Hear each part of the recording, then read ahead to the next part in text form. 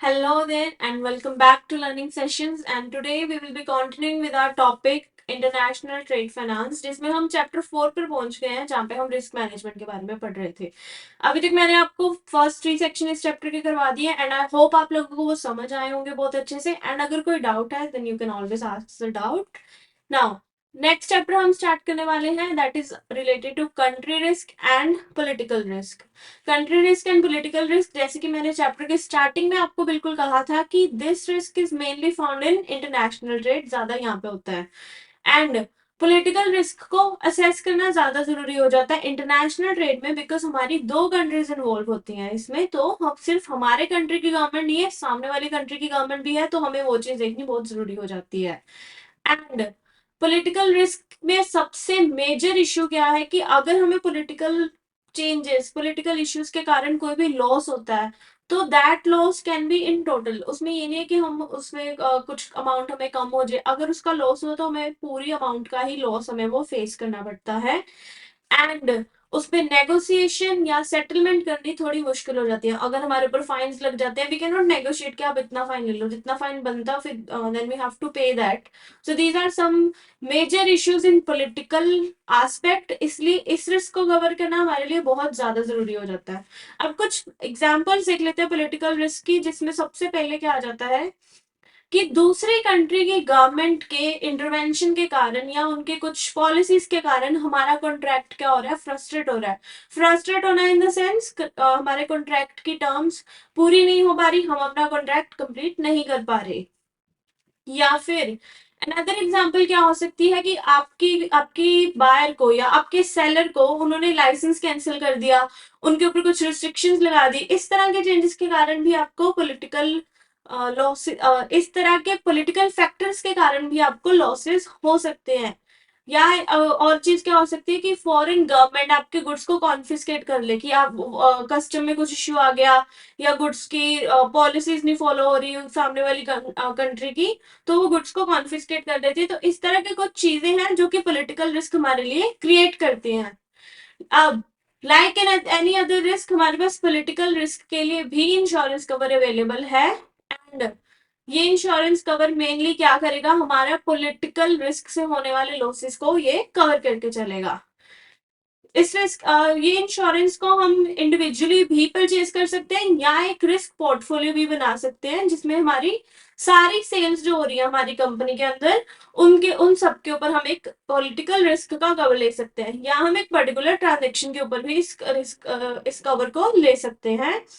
And इस cover को हम as a part of credit insurance policy ले सकते हैं। In the previous chapter we discuss कि क्रेडिट इंश्योरेंस पॉलिसी हमारे पास होती है, तो उसके अंडर भी हम पॉलिटिकल रिस्क को कवर करने वाला क्लॉज इंक्लूड करवा सकते हैं।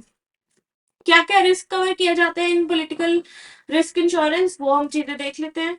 सबसे पहले हमारे पास आ जाते हैं pre delivery risk. Pre delivery risk we all know क्या होते हैं कि जब हमने गुड्स को डिलीवर करना है, उससे पहले के रिस्क, हमारी गुड्स की शिपमेंट में होने वाले रिस्क, हमारी गुड्स की मैन्युफैक्चरिंग में होने वाले रिस्क, पैकेजिंग में एंड सो ऑन, जो भी प्री डिलीवरी स्टेज में आते हैं वो सारे रिस्क हमारे इसमें कवर हो जाएंगे, राइट।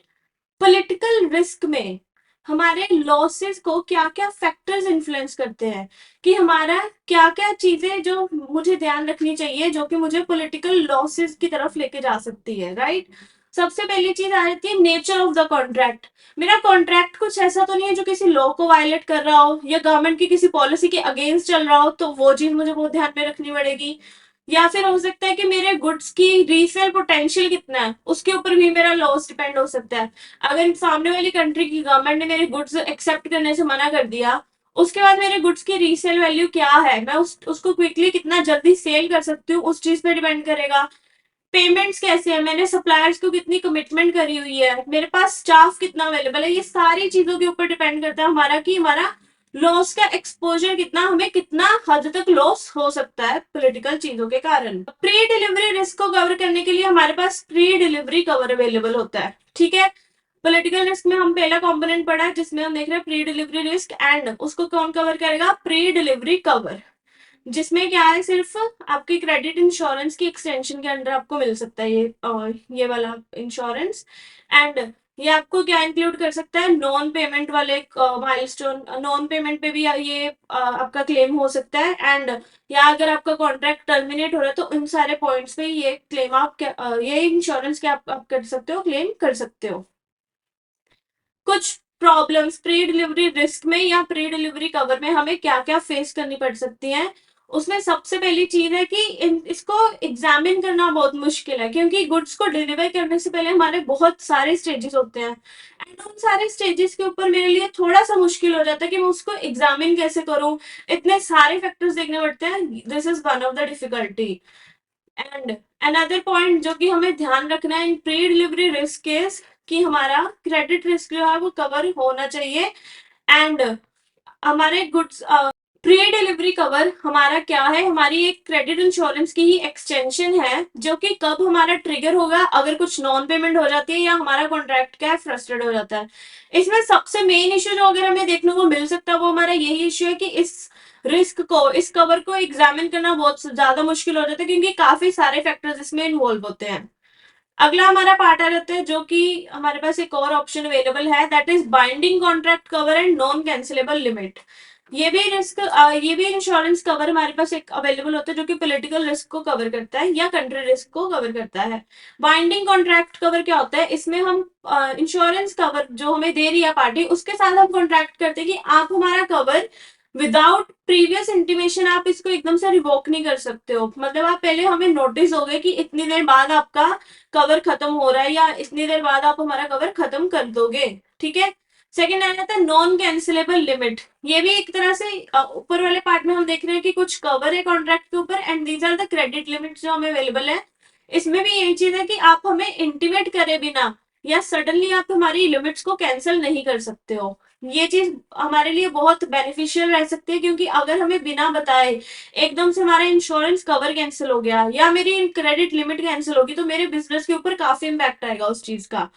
नाउ इसका पर्पस क्या है, कमिटमेंट एंड स्टेबिलिटी, राइट। अगर एकदम से कैंसिल हो गया तो मेरा बिजनेस इंस्टेबल हो सकता है उस चीज से। कंडीशंस क्या आती है नॉन कैंसिलेबल कवर को देने की, अगर कोई भी आपको कंपनी नॉन कैंसिलेबल कवर दे रही है तो उसमें सबसे पहली कंडीशन वो क्या देखते हैं कि आपके ओवरड्यू कस्टमर ऑलरेडी नहीं होने चाहिए। अगर आपके ऑलरेडी ओवरड्यू कस्टमर है उसके ऊपर वो आपको कवर नहीं देंगे। And one more thing that you need to notice कि अगर वो आपके ऑलरेडी ओवरड्यू कस्टमर हैं या फिर कवर लेने के बाद भी ओवरड्यू कस्टमर आपके हो जाते हैं, तो वो चीज यहाँ पे कवर नहीं हो जाएगी। तो ये हमारा टॉपिक कंप्लीट हो गया, the first topic that was first topic of this chapter, that was political and country risk. अब हम नेक्स्ट पार्ट करने जा रहे हैं, जो कि बहुत ही इंटरेस्टिंग एंड बहुत ही ज्यादा इंपॉर्टेंट पार्ट में कहूंगी हमारे इस पूरे कोर्स का है, that is the currency risk. जिसमें हम मेनली हम क्या डिस्कस करने वाले हैं कि हमारी फॉरेन करेंसी से रिलेटेड क्या क्या रिस्क है, फॉरेन करेंसी से रिलेटेड क्या क्या चीजें हैं, हम उसके बारे में यहाँ पे स्टडी करने वाले हैं। करेंसी रिस्क में क्या मेन रिस्क होता है, हमेशा करेंसी की वैल्यू फ्लक्चुएट होने का, कि वैल्यू ऊपर भी जा सकती है एंड नीचे भी आ सकती है, उससे हमारे पेबल एंड रिसीवेबल इफेक्ट होते हैं, right. So this is the main risk that we face in currency. Currency risk से बचने के लिए हमारे पास जब हम हमारे पास एक प्रोटेक्शन का क्या फॉर्मूला अवेलेबल है या क्या फ्रेमवर्क अवेलेबल है, that is called currency hedging. ना what does hedging mean, hedging means अपने आप को प्रोटेक्ट करना किसी भी रिस्क के अगेंस्ट। जब भी हम कोई स्टेप लेके चलते हैं कि मुझे अगर फ्यूचर में रिस्क हो रहा है तो मैं उससे प्रोटेक्ट होने के लिए स्टेप ले रही हूँ, that is called to hedge the risk. Currency risk को हेज करने के हमें कुछ तरीके बताए हैं। सबसे पहला जो मेन पॉइंट उन्होंने बताया कि आप बिलिंग जो करो वो इंडियन रुपीज में करो। इंडियन रुपीज में जब मैं बिलिंग करूंगी तो मेरा फॉरेन करेंसी फ्लक्चुएट होने का रिस्क जो है एलिमिनेट ही हो जाएगा कंप्लीटली। बिकॉज करेंसी मुझे, अगर मेरा बिल आईएनआर में है तो सामने वाली पार्टी को पता है कि उसने मुझे इतने आईएनआर पे करने हैं, तो मेरा फ्लक्चुएशन से कोई भी रिसीवेबल या अगर पेबल है तो वो इम्पैक्ट नहीं होगा। Second, another method of hedging the currency risk is entering into forward contract, and this is the most commonly used method of hedging the currency risk because INR में billing करना इतना आसान नहीं होता, क्योंकि मोस्ट कॉमनली यूज्ड करेंसी क्या होती है, यूएसडी हो गया, यूरो हो गया, पाउंड हो गए या फिर येन हो गए। आईएनआर इतना कॉमनली यूज्ड करेंसी नहीं है, एंड इसलिए हो सकता है कि सामने वाली पार्टी बिलिंग के लिए ना माने। तो उसके बाद हमारे पास क्या ऑप्शन अवेलेबल है, एंट्रिंग इनटू फॉरवर्ड कॉन्ट्रैक्ट।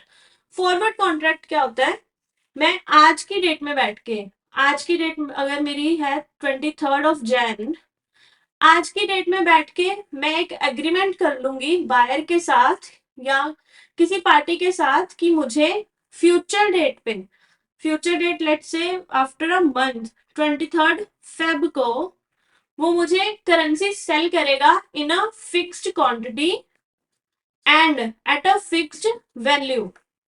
मैंने आज की डेट में बैठ के ही एक कॉन्ट्रैक्ट एंटर कर लिया कि मैं सामने वाली पार्टी से 23 फरवरी को $100 खरीदने वाली हूँ एट $80 पर। उससे अब क्या हुआ है कि मेरा करेंसी के फ्लक्चुएट होने का रिस्क कवर हो गया, क्योंकि अगर 23 फरवरी को यूएसडी का रेट चाहे 85 रुपीज हो, चाहे यूएसडी का रेट 75 रुपीज हो, मुझे उससे कोई फर्क नहीं पड़ेगा। सामने वाली पार्टी को मुझे 100 यूएसडी देने ही पड़ेंगे एट द रेट ऑफ 80 पर यूएसडी। तो इस तरह से फॉरवर्ड कॉन्ट्रैक्ट जब हम एंटर कर लेते हैं तो उससे हमारा रिस्क फ्लक्चुएशन का कवर हो जाता है, क्योंकि हमने फ्यूचर की डेट का एक फिक्स कॉन्ट्रैक्ट ऑलरेडी करके रख लिया है ना। जब भी हम फॉरवर्ड कॉन्ट्रैक्ट में एंटर करते हैं तो हम हमेशा ये चीज ध्यान में रखते हैं कि मुझे क्या एक्सपेक्टेशन है करेंसी से, मुझे क्या लगता है कि करेंसी ऊपर जाने वाली है या नीचे आने वाली है, उस अकॉर्डिंग मैं ये सारे कॉन्ट्रैक्ट करती हूँ। फॉरवर्ड कॉन्ट्रैक्ट में जो मेन चीज आपको देखनी पड़ेगी वो ये है कि अगर आप एक बार कॉन्ट्रैक्ट में एंटर कर लेते हो then you have to complete your obligation. अगर आप सेल करने वाले थे तो आपको सेल करना पड़ेगा, अगर आप बाय करने वाले थे तो आपको बाय करना ही पड़ेगा। तो ये एक तरीका होता है करेंसी रिस्क से बचने का। Another method of hedging the currency risk is investing or buying currency options। currency options क्या होते हैं, ये काफी इंपॉर्टेंट टॉपिक है। करेंसी ऑप्शंस मुझे क्या करते हैं, मुझे राइट देते हैं। राइट किस चीज का, टू बाय और टू सेल। राइट, मुझे क्या दे रहे हैं वो लोग, राइट दे रहे हैं, राइट टू सेल और राइट टू बाय भी मुझे दे सकते हैं ये लोग। किस चीज के लिए, कि मैं करेंसी को अग्रीड रेट पे, अग्रीड रेट चाहे मैं यहाँ पे ले सकती हूँ 80 पर USD $1, right, ₹80 with in a specified period. Specified period means चाहे मैं कह दूंगी एक मंथ के बाद आप मुझे 80 रुपीज का $1 बेचो, या फिर आप मुझे 2 मंथ्स के बाद, कोई भी स्पेसिफाइड पीरियड उस पे बेचने का राइट मैं खरीद रही हूँ। इसमें फर्क क्या है फॉरवर्ड कॉन्ट्रैक्ट और ऑप्शन में। फॉरवर्ड कॉन्ट्रैक्ट में भी हम यही कर रहे थे कि हम फ्यूचर डेट का रेट आज ही फिक्स करके कॉन्ट्रैक्ट कर रहे थे। ऑप्शन में भी हम यही कर रहे हैं कि फ्यूचर डेट का कॉन्ट्रैक्ट मैं आज ही फिक्स कर रही हूँ कि मैं फ्यूचर में इतने रुपीज का आपसे सामने वाली करेंसी खरीदने वाली हूँ इतने पीरियड के बाद। तो दोनों में डिफरेंस क्या है, डिफरेंस है कि ऑप्शन में मुझे क्या मिल रहा है, राइट मिल रहा है। राइट मीन्स मैं अगर चाहूं तो मैं इतने पे आपसे आपको करेंसी बेच सकती हूँ, मैं चाहूं तो मैं ना भी बेचूं। बट फॉरवर्ड में क्या था कि मैंने कॉन्ट्रैक्ट एंटर कर लिया तो मुझे वो आपको इतने में बेचनी ही पड़ेगी। राइट, ऑप्शन में मेरे पास क्या फायदा होता है, ऑप्शन में मेरे पास एक सेफर साइड अवेलेबल है कि अगर मुझे लगता है कि मैं एक महीने बाद देखती हूँ कि डॉलर तो वैसे ही सस्ता मिल रहा है, या डॉलर अगर मैं राइट टू सेल है मेरे पास, तो मैं ये देख रही हूँ कि डॉलर तो वैसे ही 85 रुपीज का बिक रहा है, तो मैं चाहूंगी कि 85 रुपीज मिले रादर देन 80, तो मैं ऑप्शन को एक्सरसाइज नहीं करूंगी। लेकिन अगर मान लो एक महीने बाद क्या होता है कि डॉलर का प्राइस क्या हो गया, 75 हो गया, तो मेरे लिए बेनिफिशियल क्या है कि मैं इसको 80 रुपीज में सेल करूं, तो मैं अपना ऑप्शन जो है एक्सरसाइज कर लूंगी। तो ये होता है एक another method of hedging the currency risk where we purchase right to sell. ठीक है, हम करेंसी खरीदने का कॉन्ट्रैक्ट नहीं कर रहे, हम क्या कर रहे हैं, हम एक राइट खरीद रहे हैं जिसको हम एक्सरसाइज कर सकते हैं at a future date. Next method of hedging the currency risk is foreign currency bank account and borrowing.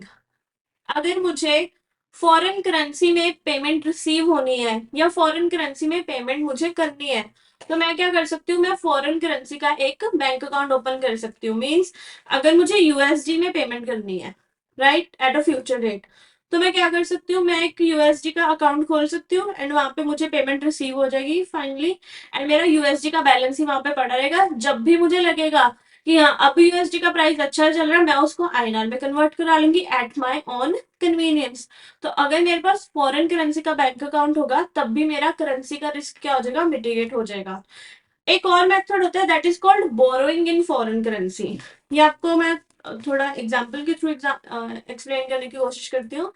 देखो, मान लो कि मैं एक एक्सपोर्टर हूँ एंड मुझे अमेरिका के पर्सन से पेमेंट रिसीव होनी है। अमेरिका में मान लो है जॉन पर्सन, मुझे अमेरिका में जॉन से पेमेंट रिसीव होनी है 10,000 USD। 10,000 USD मुझे रिसीव होने हैं आफ्टर 3 months। ठीक है, नाउ मेरे नॉर्मल सिनेरियोज में क्या होगा कि 3 महीने बाद जॉन मुझे 10,000 USD देगा। ये 10,000 USD मैं इंडिया में लूंगी एज अ यूएसडी एंड मैं बैंक को सेल करूंगी एंड उस टाइम पे जो भी रेट होगा बैंक मुझे आईएनआर में कन्वर्ट करके वो चीज दे देगा, राइट। अब मान लो मुझे लग रहा है कि फ्यूचर 3 महीने बाद यूएसडी का प्राइस गिरने वाला है। अगर यूएसडी आज 85 पर रुपीज है, मुझे लग रहा है कि 3 महीने बाद यूएसडी का प्राइस गिरने वाला है, यूएसडी हो जाएगा 78 का। तो मैं चाहती हूँ कि मेरा जो ये ₹7 पर डॉलर का लॉस हो रहा है मेरे रिसीवेबल में, ये ना हो। इसलिए मैं मेरे पास एक ऑप्शन है of borrowing in foreign currency. मैं क्या करूंगी, मैं यूएसए के बैंक, किसी बैंक से, यूएसए में मान लो सिटी बैंक से मैं 10,000 USD क्या कर लूंगी, बोरो कर लूंगी एंड वो 10,000 USD बोरो करके मुझे आज इंडिया में रिसीव हो जाएंगे। आज इंडिया में रिसीव हो गए, मैं उसको 85 रुपीज पर डॉलर के अकॉर्डिंग मैं उनको आईएनआर में कन्वर्ट करवा के अपने पास, मेरे पास आईएनआर में पूरी अमाउंट आ जाएगी 85 के अकॉर्डिंग। फिर 3 महीने बाद जब कॉन्ट्रैक्ट मेरा जॉन के साथ कंप्लीट होगा, 10,000 रुपए जो $10,000 जो मुझे उससे 3 महीने बाद रिसीव होने हैं, मैं उसको क्या बोलूंगी कि आप जाके ये पेमेंट सीधा मेरे बैंक को कर दो एंड मेरा वो लोन आप क्लियर कर दो। इससे क्या हुआ कि मुझे फ्यूचर में जो करेंसी की वैल्यू गिरने से लॉस होने वाला था, मैंने उसको क्या कर दिया, मैंने बोरोइंग एक फॉरेन बैंक से लोन लेके उसको आज ही अपने पास रिसीव कर लिया एंड जब मुझे पर्सन से पेमेंट रिसीव होगी मैं लोन क्या कर दूंगी, रीपे कर दूंगी। तो इस तरह से भी हम क्या कर सकते हैं, हम अपना करेंसी रिस्क को मिटिगेट कर सकते हैं। फॉरेन करेंसी से बोरिंग करने के और क्या बेनिफिट्स हो सकते हैं, हमारा करेंसी रिस्क तो मिटिगेट होता ही है। हमारे पास जो फॉरेन के इंटरेस्ट रेट होते हैं वो क्या होते हैं, कंपेटिटिव होते हैं, वो काफी कम रेट्स होते हैं हमारे लिए, तो वो भी एक बेनिफिट रहता है। एंड जब भी फॉरेन करेंसी में बोरो करने लगो तो हमेशा हम ये तो इवेल्युएट करेंगे कि हमारा प्रीमियम एंड डिस्काउंट फैक्टर क्या है। प्रीमियम एंड डिस्काउंट क्या होता है कि आज का रेट अगर मान लो है 80 एंड मुझे लग रहा है 1 महीने बाद का रेट होने वाला है 85 या 1 महीने बाद का रेट है 85, तो ₹5 क्या हो गया, प्रीमियम हो गया, क्योंकि ₹5 से बड़ा है रेट, राइट। अगर यही आज होता है 85 एंड 3 महीने बाद है 80 रुपीज, तो ₹5 से कम होने वाला, तो वो ₹5 क्या हो गया, डिस्काउंट हो गया। तो प्रीमियम एंड डिस्काउंट क्या होता है, प्रीमियम मीन्स करेंसी का बढ़ना एंड डिस्काउंट मीन्स करेंसी का कम होना। तो ये फैक्टर आपको ध्यान में रखने चाहिए जब भी आप फॉरेन करेंसी में बोरो करने वाले हो for the purpose of currency risk hedging. तो ये सारे हमने काफी इंटरेस्टिंग मेथड स्टडी करे हैं अबाउट करेंसी रिस्क हेजिंग। एक बार फिर से देख लेते हैं। सबसे पहला सेफेस्ट ऑप्शन, आईएनआर में बिलिंग करो, फॉरेन करेंसी में इन्वॉल्व ही ना हो। दूसरा, फॉरवर्ड कॉन्ट्रैक्ट कर लो ताकि आपको फिक्स आज ही पता रहे कि आपको कितना पे करना है एंड कितना रिसीव करना है। थर्ड ऑप्शन कि आप फॉरवर्ड, आप फ्यूचर डेट का कॉन्ट्रैक्ट तो कर लो बट क्या करो, उसका ऑप्शन ही बाय करो। अगर फ्यूचर में आपको बेनिफिशियल कंडीशन मिल रही है तब आप उस ऑप्शन की एक्सरसाइज कर लो, अगर नहीं मिल रही तो आप मत करो एक्सरसाइज। एंड लास्ट ऑप्शन क्या है, या तो आप फॉरेन करेंसी का बैंक अकाउंट ही खोल लो या फिर फॉरेन करेंसी में आप बोरोइंग कर लो। तो ये सारे मेथड है हमारे पास available of foreign currency risk hedging. जब भी हम ये हमारा हेजिंग वाला मेथड कंप्लीट हो गए, अब उसके बाद हम देख रहे हैं tender to contract contract risk. ठीक है, इसमें हम क्या देखने वाले हैं कि जब भी करेंसी रिस्क को आप देख रहे हो, करेंसी रिस्क के साथ डील करने की स्ट्रेटेजी आप देख रहे हो, तो उससे पहले आपको कॉन्ट्रैक्ट रिस्क कुछ अपने ध्यान में रखने चाहिए। वो क्या क्या है कि सबसे पहली चीज है, जब भी आप टेंडर के लिए अपना प्राइस दे रहे हो, आप टेंडर फॉरेन करेंसी में आप कोई टेंडर दे रहे हो एंड उसमें आप अपना रेट कोट कर रहे हो, तो ये चीज आप मेक श्योर कर सकते हो कि आप उनको बोलो कि मुझे एक क्लोज चाहिए जहां पे मेरी फॉरेन करेंसी की फ्लक्चुएशन का मुझे बेनिफिट दिया जाएगा। मींस कि अगर कल को फॉरेन करेंसी की फ्लक्चुएशन इतनी हो जाती है कि मेरे लिए कॉन्ट्रैक्ट करना लॉस में आ जाएगा, कॉन्ट्रैक्ट करने से मैं लॉस में आ जाऊंगी, तो आप मुझे उतना प्राइस एडिशनल दे दोगे। इसकी एग्जांपल से हम समझने की कोशिश करते हैं कि मान लो अगर आज मैं प्राइस कोट कर रही हूँ 1000 USD for a contract, and मेरी कॉस्ट उस पे लगने वाली जो है वो है 70,000 लेट से, राइट। मुझे दिख रहा है कि आज यूएसडी पर रुपीज का रेट है 80 या 85 है, तो मुझे पता है कि 85,000 मुझे आ जाएंगे, एंड मेरे पास 15,000 का बेनिफिट है, तो मैंने टेंडर के लिए $1,000 का प्राइस कोट कर दिया। अब मान लो कि जब कॉन्ट्रैक्ट की मुझे पेमेंट होनी है, तब डॉलर का प्राइस इतना गिर गया कि डॉलर मेरा गिर के हो गया 65 रुपीज पर यूएसडी पे आ गया। तो अब क्या हुआ, मुझे पेमेंट जो 85,000 आने वाली थी, अब मुझे कितनी आएगी, सिर्फ 65,000 रुपीज रिसीव होंगे, एंड जबकि मेरी कॉस्ट 70,000 INR ऑलरेडी लग चुकी है, तो यहाँ पे 5,000 मेरे पास क्या हो सकता है, लॉस हो सकता है। तो ये फॉरेन करेंसी से फ्लक्चुएशन होने से जो लॉस होता है टेंडर में, उससे बचने के लिए आप क्या कर सकते हो, एक क्लोज इंक्लूड कर सकते हो, या फिर आप क्या कर सकते हो, इंश्योरेंस कवर भी ले सकते हो। क्योंकि जब आप उनको बोलते हो कि मुझे फॉरेन करेंसी फ्लक्चुएशन का बेनिफिट चाहिए, तो आपकी बिड क्या होता है, लेस कंपेटिटिव हो जाती है। तो आप क्या कर सकते हो, या तो आप उनको नॉर्मल प्राइस ही बिड करो, एंड अपने प्रोटेक्शन के लिए आप इंश्योरेंस कवर भी लेके चल सकते हो। तो ये चीज है जो आपको ध्यान में रखनी है जब भी आप फॉरेन करेंसी के टेंडर में एंटर कर रहे हो। नाउ वी हैव अंडरस्टूड कि करेंसी रिस्क में क्या होता है और उससे बचने के लिए क्या क्या चीजें कर सकते हैं। अब हम कुछ टर्म्स समझेंगे जो कि फॉरेक्स मार्केट में यूज होती हैं बहुत कॉमनली, एंड वो टर्म्स हमारे लिए समझनी बहुत जरूरी है अगर हम फॉरेन ट्रेड में या फिर फॉरेन करेंसी से डील करने वाले हैं। तो सबसे पहली टर्म होती है जो होती है स्पॉट रेट। स्पॉट रेट क्या होता है कि करेंसी का आज का रेट, अगर आज की डेट है 23 जैन, तो आज के दिन यूएसडी कितने रुपीज में मिल रहा है, लेट से 85 रुपीज में मिल रहा है आज के दिन। तो ये क्या है, ये है स्पॉट रेट। एंड अगर मैं स्पॉट में आज के दिन में ट्रांजेक्शन को एंटर करूंगी, तो मुझे 85 रुपीज कब मिलेंगे, T+2 days, मीन्स अगर मैं आज ट्रांजेक्शन में एंटर करती हूँ, तो आज का दिन प्लस 2 दिन, मीन्स 25 जनवरी को मेरी ट्रांजेक्शन क्या होगी, सेटल होगी। तो ये होता है हमारा स्पॉट रेट। नेक्स्ट होता है हमारा फॉरवर्ड रेट। फॉरवर्ड रेट क्या होता है कि हमने आज के दिन में ट्रांजेक्शन एंटर कर ली of a future date, means 23 जनवरी को मैं देख रही हूँ कि 23 जनवरी के दिन में कॉन्ट्रैक्ट में एंटर कर रही हूँ 2 महीने बाद के, 2 मंथ्स के बाद के कॉन्ट्रैक्ट में एंटर कर रही हूँ ऑफ 23 मार्च। तो 23 मार्च का रेट आज के दिन में क्या है, that is called forward rate. अब फॉरवर्ड रेट क्या होता है ना, ये हर रोज चेंज होता है। तो 23 जनवरी के दिन 23 मार्च का रेट अलग होगा। अगर यही मैं देखूं कि 23 फेब को 23 मार्च का रेट क्या होगा, अलग होगा। 31 जनवरी को 23 मार्च का रेट डिफरेंट होगा। तो आज के दिन एक स्पेसिफिक फ्यूचर डेट का रेट क्या है, that is called your forward rate. And ये रेट्स क्या होते हैं, प्री डिटर्मिन्ड होते हैं हमारे फॉरेन एक्सचेंजेस के ऊपर, एंड आप उनमें कॉन्ट्रैक्ट एंटर कर सकते हो जैसे भी आपको सुटेबल हो। Next is difference in forward and spot rate. Spot rate क्या है कि आज के दिन का रेट, एंड फॉरवर्ड रेट क्या है कि आज के दिन फ्यूचर में, फ्यूचर डेट का अगर मुझे कॉन्ट्रैक्ट करना है तो उस दिन का रेट क्या होगा, वो होता है हमारा फॉरवर्ड रेट। अब इन दोनों में नॉर्मली क्या होता है कि forward rate and spot rate कभी भी इक्वल नहीं होते। मीनिंग अगर मैं 31 जनवरी को कॉन्ट्रैक्ट एंटर कर रही हूँ जो कि सेटल होने वाला है 31 मार्च को, राइट। तो अगर मेरा ये forward contract 2 months forward contract का रेट है मेरा 85 रुपीज पर यूएसडी, तो 31 मार्च के दिन स्पॉट रेट जो होगा वो आपका 84, 86 या कुछ भी हो सकता है, मींस इसके बराबर नहीं होगा। थियोरेटिकली बराबर हो सकता है, बट प्रैक्टिकली ये चीजें जो है बराबर नहीं हो सकती, बिकॉज काफी और फैक्टर इन्वॉल्व होते हैं। तो forward rate and spot rate कभी भी इक्वल नहीं होते, एंड इन दोनों के बीच में जो डिफरेंस होता है that is called premium and discount, जो कि मैं ऑलरेडी आपको एक्सप्लेन कर चुकी हूँ।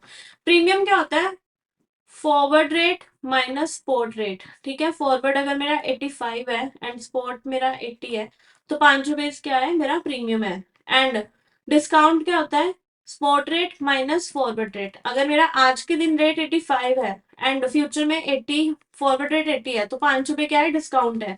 मीन्स फ्यूचर में अगर आपको लग रहा है करेंसी बढ़ रही है तो प्रीमियम है, कम हो रही है तो वो डिस्काउंट है, नेक्स्ट आता है आरबीआई रेफरेंस रेट। आरबीआई क्या करते हैं, डिफरेंट डिफरेंट बैंक्स के रेट लेके एंड एक आपको एक कॉमन करेंसी का एक्सचेंज रेट देते हैं हर हर दिन का, हर महीने का, जो कि वो 12 बजे देते हैं। हर दिन 12 बजे वो रेट्स निकालते हैं, that is called RBI reference rate.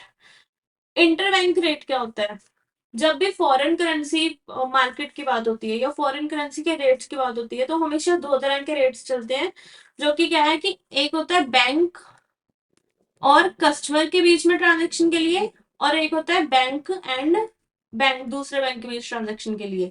तो ये वाले रेट्स में हमेशा ज्यादा गैप होता है बिकॉज यहाँ पे बैंक का अपना मार्जिन इंक्लूड होता है, लेकिन इंटर बैंक में क्या होता है कि काफी थिन मार्जिन के ऊपर ये लोग काम करते हैं। तो that is called inter bank rate, जो एक बैंक दूसरे बैंक को लगाएगा। इंटर बैंक में हमेशा एक चीज ध्यान रखना है कि कोटेशन जो है 4 डेसिमल तक जाती है। मीन्स अगर मेरा रेट है 85.4679 लेट्स से, तो ये 4 डेसिमल तक जाएगा, इससे कम नहीं, इससे ज्यादा नहीं। अब 4 डेसिमल में भी क्या है कि मल्टीपल्स ऑफ 25 चलेंगे। मीन्स अभी यहाँ पे मेरे पास है 85.4679, तो 79 को मैं राउंड ऑफ कर दूंगी, जो कि अपर राउंड ऑफ हो जाएगा, यहाँ पे आ जाएगा 47। तो ये हमेशा 25 के मल्टीपल्स में ये कोटेशन आपकी चलती है। Next rate is TT rate, जो कि टेलीग्राफिक ट्रांसफर रेट भी बोला जाता है। टेलीग्राफिक ट्रांसफर रेट क्या होता है कि बैंक क्या करते हैं कि नॉर्मली एक प्रोसेस करना है, आपको चेक के थ्रू पेमेंट हुई या आपने पेमेंट डिमांड ड्राफ्ट के थ्रू भेजी, तो उसको फॉरेन करेंसी को आईएनआर में कन्वर्ट करने में काफी लंबा टाइम लग जाता है। टेलीग्राफिक ट्रांसफर में क्या है कि बैंक टेलीग्राफिक मेथड के थ्रू वो इंटीमेट कर देते हैं सामने वाले बैंक को कि इस पर्सन को इतनी अमाउंट क्रेडिट कर दो या इस पर्सन को इतनी अमाउंट जो है डेबिट कर दो। तो उस डेबिट और क्रेडिट फॉरेन करेंसी में करने के लिए जो रेट यूज होता है that is the telegraphic transfer rate. ठीक है। नाउ नॉर्मली आजकल के टाइम पे ये टेलीग्राफिक ट्रांसफर रेट इतना यूज नहीं होता है बिकॉज अब बैंक इंटर बैंक कम्युनिकेशन करने के लिए जो है स्विफ्ट टेक्नोलॉजी, जो कि हमने पढ़ा है कि स्विफ्ट का यूज करते हैं, तो ये आजकल इतना कॉमनली यूज नहीं होता है।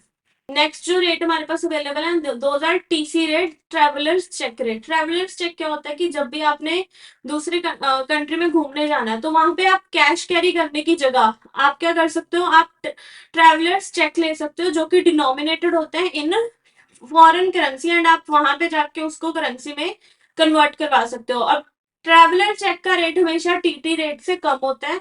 तो ये रेट्स आप अब ट्रैवलर चेक भी हमारे जो है बहुत कम यूज होते हैं बिकॉज अब हमारे पास debit card credit card available होते हैं जो इंटरनेशनली भी हम यूज कर सकते हैं इजिली। तो ट्रैवलर चेक भी हमारे बहुत रेयरली अब यूज होते हैं। नेक्स्ट रेट जो है करेंसी रेट। करेंसी रेट क्या है कि अगर मैं आज जाऊं बैंक के पास कि मुझे यूएस डॉलर नोट चाहिए, मुझे यूएसडी की करेंसी चाहिए, तो वो मुझे $1 कितने रुपीज में मिलेगा, वो होता है करेंसी रेट। अब नॉर्मली भी हम जो सारे रेट्स पढ़ रहे हैं उसमें भी हमारे पास ये है कि एक करेंसी को दूसरे में कन्वर्ट करने के लिए रेट क्या है, बट यहाँ पे क्या है कि आपको वहां पे आपको करेंसी बैंक में बैंक बैलेंसेस में ट्रांसफर होती है, यहाँ पे आपको एक्चुअली करेंसी नोट्स चाहिए, तो उसका रेट जो है ट्रेवलर चेक से भी जो कम रहता है हमेशा। नेक्स्ट आ जाता है क्रॉस रेट। क्रॉस रेट क्या होता है, नॉर्मली फॉरेन एक्सचेंज की मार्केट में कुछ करेंसीज इतनी कॉमनली डील नहीं होती। जैसे कि मान लो कोई बहुत ही छोटी कंट्री है जिसकी करेंसी इतनी इजीली नहीं डील करी जाती, तो वहां पे क्या होता है, हम एक कॉमन करेंसी लेते हैं। जैसे एग्जांपल लेते हैं हम यहाँ पे, लेट्स से कि फ्रांस है, जस्ट एन एग्जांपल, फ्रांस की करेंसी डील होती है कॉमनली, बट एग्जांपल के लिए हम ले रहे हैं France, USA and India. India के पर्सन ने फ्रांस की कंट्री के साथ फ्रांस के बंदे के साथ डील करी है, तो उसको वहां की करेंसी में एक्सचेंज करवाना पड़ेगा। लेकिन इंडिया के जो बैंक है वो आईएनआर को सीधा फ्रांस की करेंसी में कन्वर्ट नहीं करते। तो कि हमारे पास क्या, लेकिन दोनों बैंक्स जो है यूएसए की करेंसी में डील करते हैं because USD is the most commonly used currency. तो यहाँ पे हमारे पास ऑप्शन क्या हो सकता है कि हम पहले इस करेंसी को यूएसडी में कन्वर्ट करें एंड देन यूएसडी से उसको आईएनआर में कन्वर्ट करें। तो इस तरह से हमारे पास क्या होता है, जो भी रेट निकल के आता है उसको बोलते हैं क्रॉस रेट। तो क्रॉस रेट निकलता कैसे है, जैसे मान लो फ्रांस का 1 unit, sorry, let's say one USD is equal to ₹85 and 1 USD is equal to 80 Frank. I am not sure क्या है उनका फ्रैंक का डॉलर या कुछ भी। ठीक है, तो अगर हमारे पास ये दो रेट्स अवेलेबल हैं तो हम यूएसडी, क्योंकि इन दोनों में कॉमन है, तो यहाँ से हम निकाल सकते हैं कि how much will be ₹1 for Frank dollar, और उल्टा भी कर सकते हैं कि फ्रैंक डॉलर फॉर ₹1 कितना है। तो ये सारी चीजें हम देख सकते हैं थ्रू क्रॉस रेट्स। नेक्स्ट चीज जो नेक्स्ट कॉमनली जो टर्म्स यूज होती हैं फॉरेन ट्रेड में, those are long and short. Long करना मीन्स क्या होता है कि जब भी आप करेंसी को बाय करने वाले हो, जब भी आप बाइंग पोजीशन में होते हो, that is called long position. Means आपको लग रहा है कि करेंसी का प्राइस जो है बढ़ने वाला है फ्यूचर में, तो आप क्या करोगे, आज आप उस करेंसी को खरीद लोगे, आप बाइंग पोजीशन ले लोगे, दैट इज कॉल्ड लॉन्ग। ठीक है, एंड अगर आपको लग रहा है कि फ्यूचर में जाके करेंसी का प्राइस कम होने वाला है, तो आज आप उसको सेल कर दोगे, आप सेलिंग पोजीशन में आ जाओगे, जिसको क्या कहते हैं शॉर्ट पोजीशन। ठीक है, ये टर्मिनोलॉजी यूज होती है for buying and selling in foreign trade, foreign currency. Next हमारे पास जो कॉमनली यूज टर्म है that is bid and ask. Bid and ask is use for currency rates. अब बिड एंड आस्क कहाँ पे use होता है, जब बैंक और कस्टमर की आपस में डीलिंग हो रही है। ठीक है, फर्स्ट पॉइंट ये ध्यान में रखना है कि बैंक और कस्टमर की आपस में जब डीलिंग हो रही है, तो बाइंग एंड सेलिंग रेट किससे डिनोट होता है, बिड एंड आस्क रेट से। ठीक है, अब ये वर्क कैसे करता है, bid rate and ask rate. जब भी बैंक मुझसे करेंसी खरीदेगा तो वो कौन सा रेट लगाएगा, बिड रेट लगाएगा। मींस बैंक जब कस्टमर से बाय कर रहा है तो जो रेट लगा रहा है that is called bid rate. And bank जब कस्टमर को करेंसी बेच रहा होता है तब वो रेट कौन सा लगाता है, ask rate, that is selling rate for the bank. तो हमेशा आप ये चीज ध्यान में रखना कि इन दोनों रेट्स में डिफरेंस होता है। जब भी बैंक बाय करने लगेगा आपसे तो वो सस्ते में बाय करेगा। मींस अगर डॉलर की बात करें तो बाय बैंक करेगा आपसे 80 में, एंड जब आपको सेल करेगा तो वो आपको 80 में सेल नहीं करेगा, वो आपको सेल कितने में करेगा, 82 83, जो भी बैंक अपना मार्जिन बीच में लेके चलना चाहता है। तो ये होते हैं बिड एंड आस्क रेट, जो कि कस्टमर एंड बैंक की डीलिंग के बीच में यूज होते हैं। इसमें एक चीज इंपॉर्टेंट आपको क्या ध्यान रखनी है, बिड एंड आस्क में बाइंग कब होती है, जब हम बैंक के परस्पेक्टिव से सोच रहे हैं। अब एज अ कस्टमर परस्पेक्टिव आप सोचो, मैं अगर बैंक को करेंसी बेचने जा रही हूँ तो मैं क्या कर रही हूँ, बैंक को बेच रही हूँ, बैंक क्या कर रहा है, बाय कर रहा है, तो बैंक कौन सा रेट लगाएगा, बिड रेट। मींस मेरे लिए selling rate, for a customer selling rate क्या हो गया, बिड रेट हो गया। एंड जब कस्टमर बैंक से खरीदने जाएगा तो बैंक क्या कर रहा है, सेल कर रहा है, तो बैंक कौन सा रेट लगाएगा, सेलिंग रेट, आस्क रेट। तो तब मुझे कस्टमर को खरीदने का रेट क्या है, आस्क रेट है। तो ये ऑपोजिट टर्मिनोलॉजी वर्क करती है। जब भी आपको इस चीज को समझना है, आप हमेशा बैंक के परस्पेक्टिव से सोचो कि बैंक कस्टमर से खरीद रहा है तो बिड रेट, बैंक कस्टमर को अगर बेच रहा है तो आस्क रेट लगेगा। एंड हमेशा बिड रेट जो होता है वो कम होता है एंड आस्क रेट हायर होता है। इन दोनों रेट्स के बीच में जो डिफरेंस होता है that is called bid ask spread, and इसकी आप परसेंटेज में निकाल सकते हो, जो कि सिमिलर सिंपल सा फॉर्मूला कि ask rate and bid rate divided by ask rate. Means अगर मैंने अब एग्जांपल अभी जो ली कि 82 में बैंक सेल करेगा एंड 80 में आपसे खरीदेगा, डिवाइडेड बाय 82, तो जो भी इसमें परसेंटेज निकलेगी that will be your spread rate. Next आता है बाइंग एंड सेलिंग। अभी हमने ऊपर जो डिस्कस करा बाइंग, बिड एंड आस्क, वो था कि बैंक और कस्टमर की डीलिंग। अभी यहाँ पे क्या है, बाइंग एंड सेलिंग। जब बैंक अब दूसरे बैंक के साथ या बैंक किसी और के साथ डील कर रहा है करेंसी को बेचने की या करेंसी को खरीदने की, तो वो टर्मिनोलॉजी क्या यूज करता है, buying and selling. Means buying हो गया कि मैं इतने बाइंग हो गया कि बैंक अगर 80 रुपीज दे के 1 USD खरीद रहा है तो this is buying of the currency. And selling क्या हो गया कि बैंक ने सेलिंग रेट क्या हो गया कि जब बैंक यूएसडी बेचने जा रहा है, कि बैंक के पास अगर 10 USD अवेलेबल है तो उसमें जो भी बैंक को रेट लगेगा that will be the selling rate. तो ये बाइंग एंड सेलिंग हो गया from the bank perspective. Next हमारा topic is forex rate versus interest rate.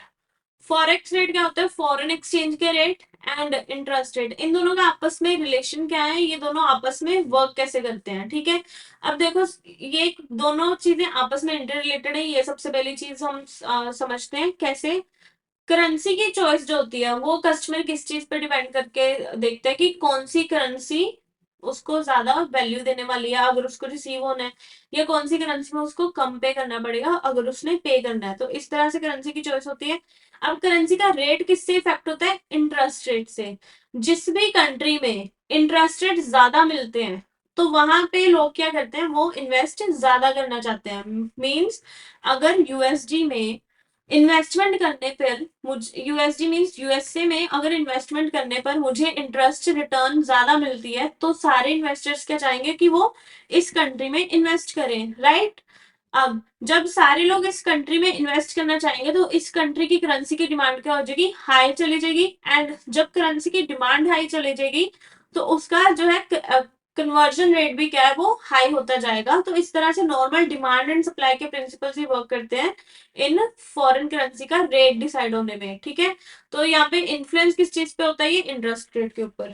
अब नेक्स्ट हमारा टॉपिक है फॉरेन फॉरेक्स में जो इंपॉर्टेंट टर्म यूज होता है दैट इज हेजिंग।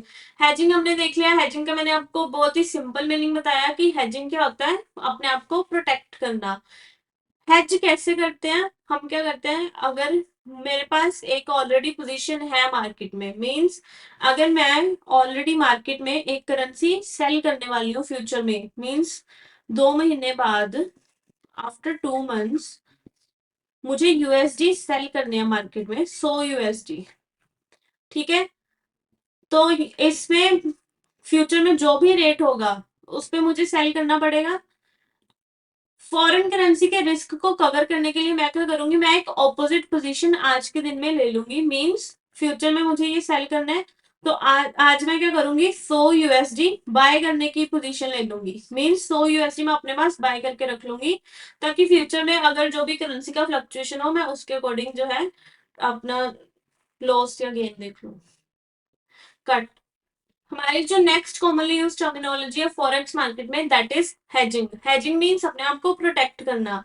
हेजिंग के कुछ मेथड हमने ऊपर डिस्कस करे, बट एक जो कॉमनली यूज मेथड होता है जो कि यूज होता है that is called opposite position लेना साइमल्टेनियसली। अब हेजिंग वर्क कैसे करता है, हेजिंग होता क्या है, ये मैं आपको एक एग्जांपल के थ्रू समझाती हूँ, ठीक है। मान लो आज के दिन मेरे पास रिसीवेबल है यूएसडी 100, राइट।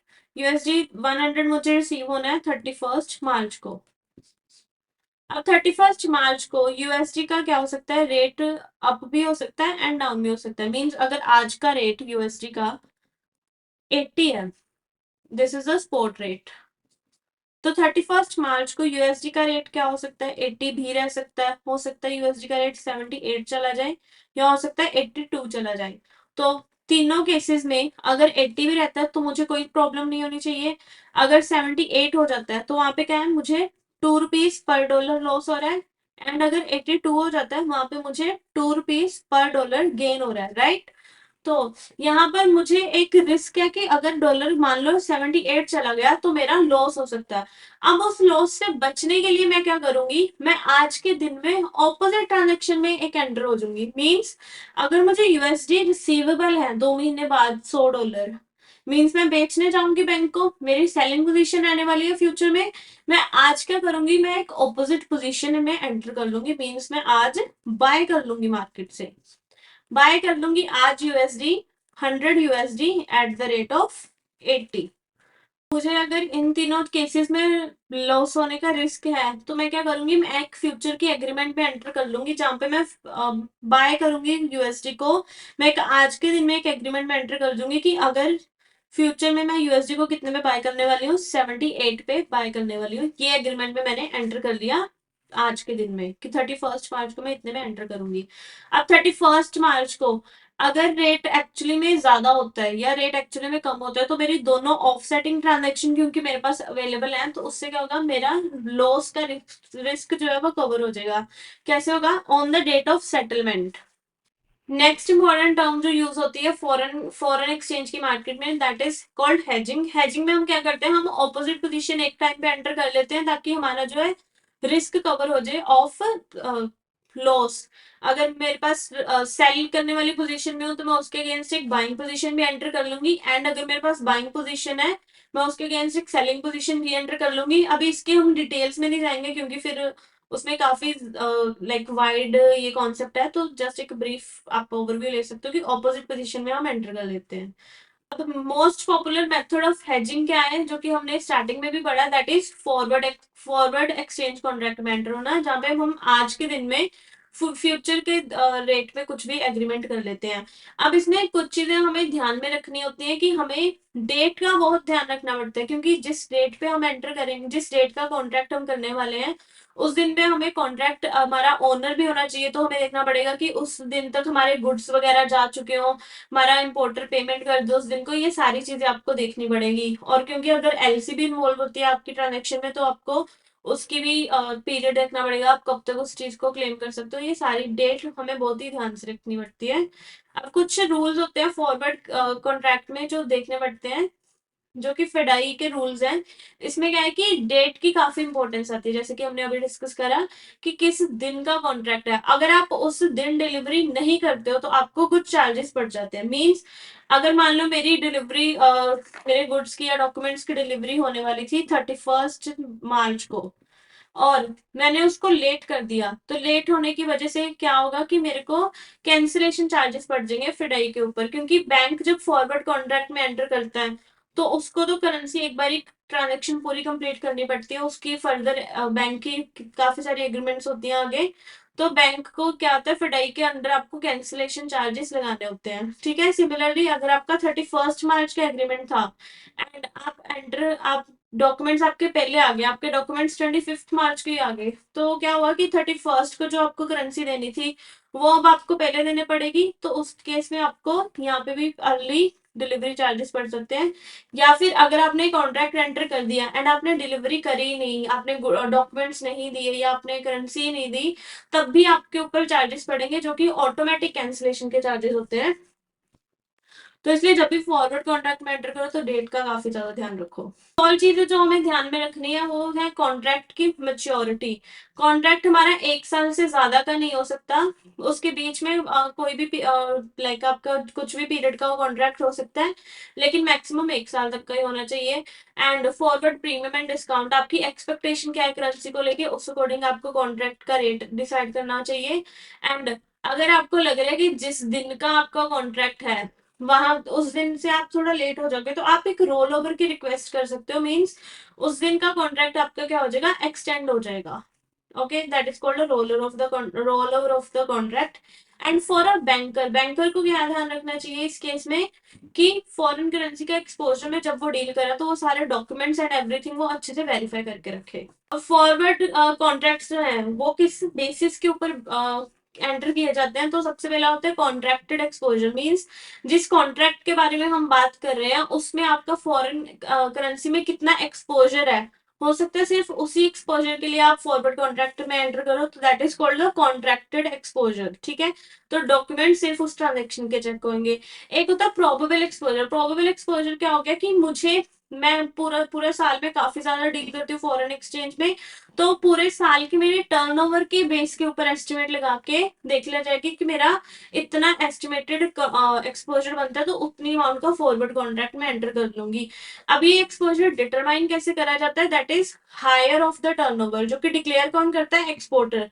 कौन सी टर्नओवर देखते हैं, पिछले 3 सालों का एवरेज या फिर पिछले साल की एक्चुअल टर्नओवर, इन दोनों में जो भी हायर है वो हम ले लेंगे एंड उसके बेसिस के ऊपर हम एक्सपोजर डिसाइड करेंगे। अब यहाँ पे साल जो लेते हैं हम फाइनेंशियल लेते हैं, दैट इज अप्रैल टू मार्च वाला सिस्टम। नेक्स्ट हमारे पास रहता है जब हम फॉरेन, नेक्स्ट एक्सपोजर का method that is special dispensation. Special dispensation available होता है स्मॉल एंड मीडियम एंटरप्राइजेस के ऊपर, जहाँ पे बैंक क्या करता है, बैंक फॉरवर्ड कॉन्ट्रैक्ट देने से पहले कुछ ज्यादा डॉक्यूमेंटेशन वगैरह चेक नहीं करता है, क्योंकि हम इनका फॉरेन ट्रेड प्रमोट करना चाहते हैं, तो हम इनके ऊपर डॉक्यूमेंटेशन की जो ऑब्लिगेशन है वो थोड़ी कम कर देते हैं। अब यहाँ पे आप एक ऑथराइज रीडर के पास भी कॉन्ट्रैक्ट करा सकते हो एंड उससे अगर आप चाहो तो कैंसिल करवा के दूसरे के पास भी आप ले जा सकते हो, आपको कोई डॉक्यूमेंटेशन नहीं देनी पड़ेगी। तो ये होता है स्पेशल डिस्पेंसेशन, जो कि सिर्फ स्मॉल एंड मीडियम एंटरप्राइजेस को अवेलेबल होता है। कुछ प्रिंसिपल्स जो बैंकर्स के लिए ध्यान में रखने होते हैं while entering into forward contract with the customer. सबसे पहला, maturity of the contract. Second, जब भी आप किसी कंपनी के साथ कॉन्ट्रैक्ट में एंटर कर रहे हो, आप उसकी क्रेडिट रिस्क मैनेजमेंट की पॉलिसी देखो, उसकी रिस्क मैनेजमेंट की पॉलिसी देखो, उसमें अगर कोई अप्रूवल्स रिक्वायर्ड है वो मिले हैं या नहीं मिले, या फिर अगर बोर्ड ऑफ डायरेक्टर का अप्रूवल रिक्वायर्ड है तो वो सारे अप्रूवल्स लगे हुए हैं या नहीं लगे हुए। एंड अगर आपको, हमने देखा कि डेट की काफी इंपॉर्टेंस होती है इस केस में, तो डेट अगर नहीं भी मालूम तो आप रीजनेबल एस्टिमेट ले सकते हो, बट रीजनेबल एस्टिमेट आपको बहुत ही ज्यादा रेयर सर्कमस्टांसेस में लेना है, आपको बहुत ही ज्यादा जजमेंट एंड काफी चीजों को सिग्निफिकेंस देने के बाद वो एस्टिमेट डिटरमाइन करना है। ठीक है, next thing is balances in exchange earners foreign currency. ये किस चीज के रिगार्डिंग है, जब भी फॉरवर्ड कॉन्ट्रैक्ट में एंटर कर रहे हैं तो आपको ईएफसी अकाउंट के बैलेंसेस के बारे में बहुत ज्यादा ध्यान रखने की जरूरत है। तो वो चीज हम डिस्कस कर लेते हैं कि उसमें क्या क्या देखना है। सबसे पहली चीज जो आपको ध्यान रखनी है कि अगर किसी का ईएफसी में अकाउंट है एंड उसने उस करेंसी के ऊपर एक फॉरवर्ड कॉन्ट्रैक्ट ऑलरेडी एंटर कर रखा है, मीन्स फॉरेन करेंसी के अकाउंट में अगर उस पर्सन का $10,000 का बैलेंस पड़ा है या कोई भी करेंसी का बैलेंस पड़ा है एंड उसने इस अमाउंट के ऊपर ऑलरेडी फॉरवर्ड कॉन्ट्रैक्ट एक एंटर करके रखा हुआ है, तो आप इस करेंसी को यूज नहीं कर सकते। मीन्स बैंक को इस करेंसी को एज अ बैलेंस मेंटेन करके रखना पड़ेगा। अगर उसको ट्रांजेक्शन एंटर करनी है उसको कोई और बैलेंसेस यूज करने पड़ेंगे। ठीक है, सेकेंडली, जब भी ये कॉन्ट्रैक्ट एंटर होते हैं तो ये कैंसिलेबल नहीं होते, इनको आप इजीली कैंसिल नहीं कर सकते हो, लेकिन आप इनका रोल ओवर दे सकते हो। रोल ओवर ऑन मेच्योरिटी क्या होता है कि जब कॉन्ट्रैक्ट की मेच्योरिटी आई है ना, आपको लग रहा है कि अभी थोड़ा देर बाद मुझे कॉन्ट्रैक्ट को सेटल करना है, तो आप तब रोल ओवर ले सकते हो, बट कैंसिल आप इनको नहीं कर सकते हो। एंड अगर आपका फॉरवर्ड कॉन्ट्रैक्ट ईएफसी के बैलेंस के केस में उसमें आईएनआर एक करेंसी इन्वॉल्व है, मींस मैं जो एक्सचेंज करवा रही हूँ मैं फॉरेन करेंसी के अगेंस्ट, दो करेंसी है, एक फॉरेन करेंसी एंड दूसरी करेंसी अगर आईएनआर है एंड टाइम पीरियड जो है वो 1 साल से कम है, तो उस केस में एक ऑथराइज डीलर से दूसरे ऑथराइज डीलर के पास जाना आपको अलाउड है एंड आप उस चीज को फ्रीली कैंसिल भी कर सकते हो एंड रीबुक भी कर सकते हो। अगर आपका ईएफसी में बैलेंस अवेलेबल है एंड आपकी एक करेंसी आईएनआर है, तो उस केस में आपके पास ये ऑप्शन अवेलेबल होता है कि आप 1 साल के अंडर अगर आपका कॉन्ट्रैक्ट एंटर होने वाला है तो आप उसको कैंसिल कर सकते हो या उसको रिबुक इजीली कर सकते हो। नॉर्मली आपको कैंसिलिंग अलाउड नहीं है, बट इस केस में अलाउड होगी। बट वहां पे कंडीशंस क्या है कि सेम ही एडी बैंक के पास आपको रखना पड़ेगा, मीन्स जिसके साथ पहला कॉन्ट्रैक्ट था अभी भी उसके साथ ही करना पड़ेगा एंड कैंसिलेशन एंड रीबुकिंग साइमल्टेनियसली करनी पड़ेगी। साथ के साथ आपको जैसे ही कॉन्ट्रैक्ट कैंसिल हुआ साथ ही साथ दूसरा कॉन्ट्रैक्ट एंटर होना चाहिए एंड एडी बैंक को ये इंश्योर करना पड़ेगा कि जो ओरिजिनल कॉन्ट्रैक्ट था वो जो है कैंसिल हो गया एंड न्यू कॉन्ट्रैक्ट एंटर उसके बाद ही करा गया। तो ये हो गया कि फॉरवर्ड कॉन्ट्रैक्ट के केस में ईएफसी में आपको क्या क्या ध्यान रखना है। नेक्स्ट चीज हमारे पास अवेलेबल होती है दैट इज ऑप्शन। ऑप्शन हमने देख लिया कि राइट टू सेल या right to buy a foreign currency at a future date आपके पास अवेलेबल है। इसमें जो आपको प्राइस आज पे करना पड़ता है for buying the right to sell और राइट टू बाय, उसको खरीदने के लिए जो प्राइस आप पे करते हो that is called premium. Option जो है आपको एक फ्लेक्सिबिलिटी प्रोवाइड करता है, आप अपनी कंडीशन के अकॉर्डिंग देख सकते हो, आपको बेनिफिशियल लगता है आप कॉन्ट्रैक्ट को ऑनर करो, आप उस चीज को एक्सरसाइज करो, अगर आपको लॉस लगता है तो आप उस चीज को एक्सरसाइज ना भी करो। आपकी कॉस्ट क्या पड़ेगी, आपको प्रीमियम ही पड़ेगी सिर्फ अगर आप एक्सरसाइज नहीं करते हो। नेक्स्ट जो टर्म इसमें यूज होती है that is called speculation. Speculation क्या होता है कि सट्टा लगाना, कि किसी चीज के ऊपर हमने सट्टा लगाया कि कोई फॉरेन करेंसी का प्राइस ऊपर जाएगा या नीचे जाएगा, राइट।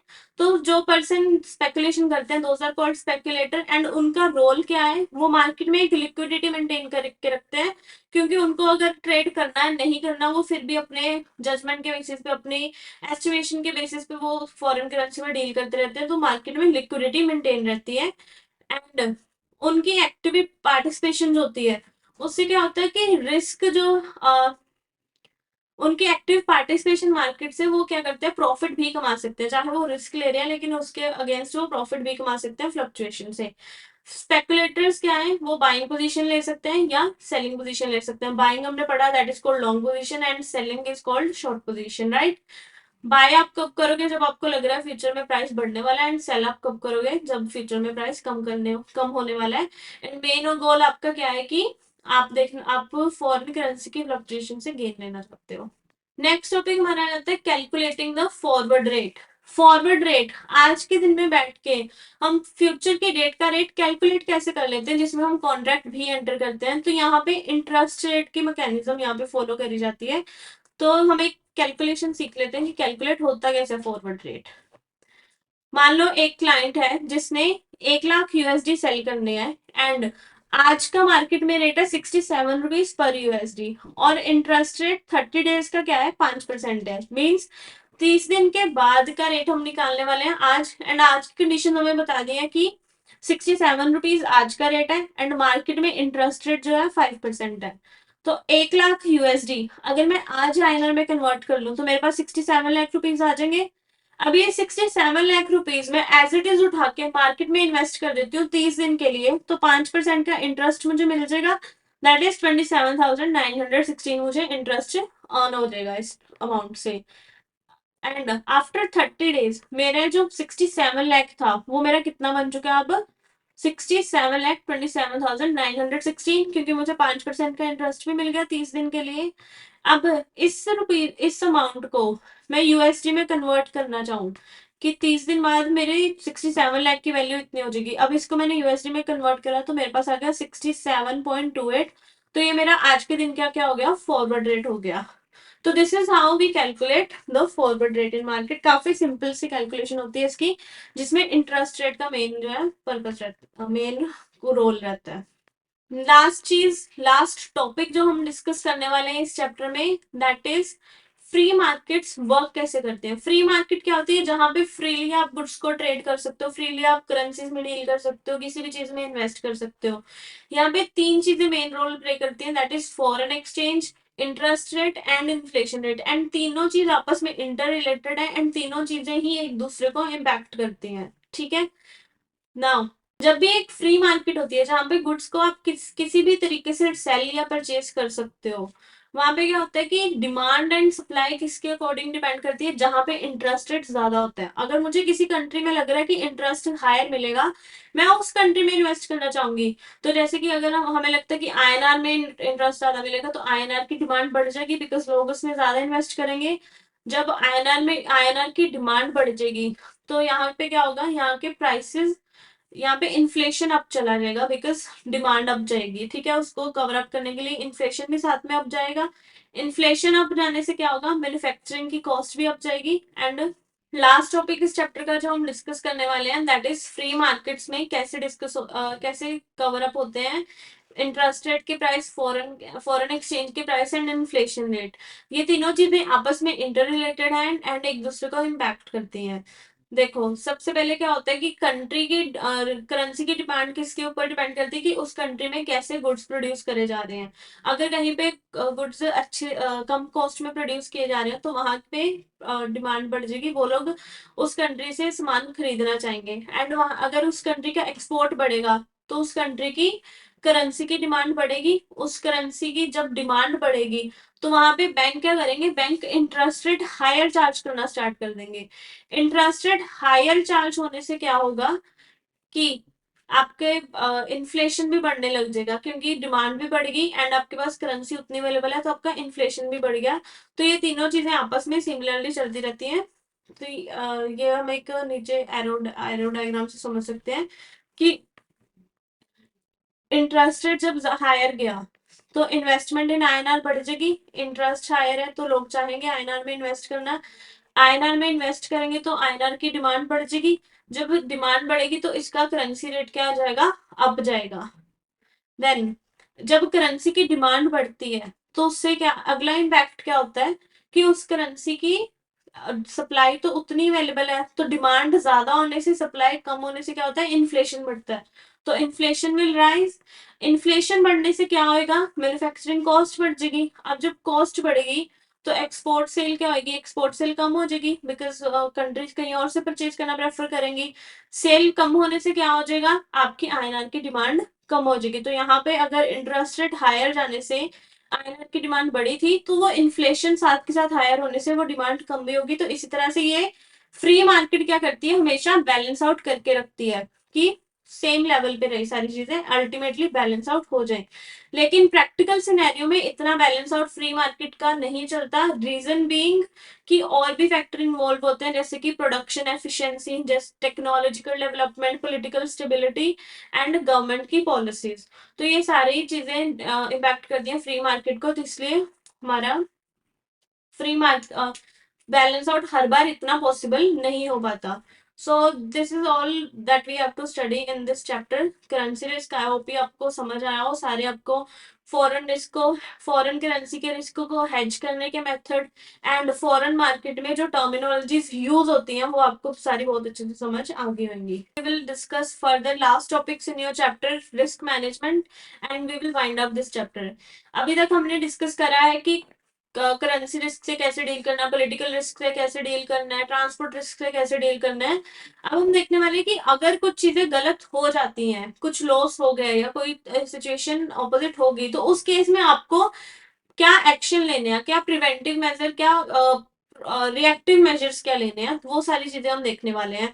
तो सबसे पहले तो इंडिकेटर्स के लिए आपको केयरफुल रहना चाहिए कि आपके लॉस होने वाली सिचुएशन ही ना आए। आप पहले ही इंडिकेटर्स के अगेंस्ट क्या रहो, केयरफुल रहो। जैसे कि बायर के ऑर्डर में क्वांटिटी में चेंजेस आ रहे हैं, आप उसकी तरफ केयरफुल हो कि सडनली ज्यादा की ऑर्डर कर रहा है, सडनली कम की ऑर्डर कर रहा है, आप उस पर ध्यान दो। एकदम से उसकी कंपनी की ग्रोथ अगर ज्यादा हो रही है तो देखो कि क्या रीजन है, क्या उसमें कोई न्यू इन्वेस्टर तो नहीं आगे, हमारा कुछ सिचुएशन चेंज तो नहीं होने वाला है, या उसने कुछ फ्रॉड तो नहीं करा कंपनी ने, ऐसी चीजों का ध्यान रखो। की मेंबर्स कुछ आप छोड़ के जा रहे हैं, या फिर फाइनेंशियल डिक्लेरेशन सबमिट करने में वो डिले कर रहे हैं। नॉर्मली वो बहुत टाइम पे डिले सबमिट कर देते हैं, बट अब वो डिले कर रहे हैं, तो ऐसी चीजों का आप ध्यान रखो एंड ऐसे फैक्टर्स के अगेंस्ट आप क्या रहो, केयरफुल रहो। तो हम एक एक करके डिस्कस करेंगे कि किस किस सिनेरियो में आपको क्या क्या एक्शन लेना चाहिए।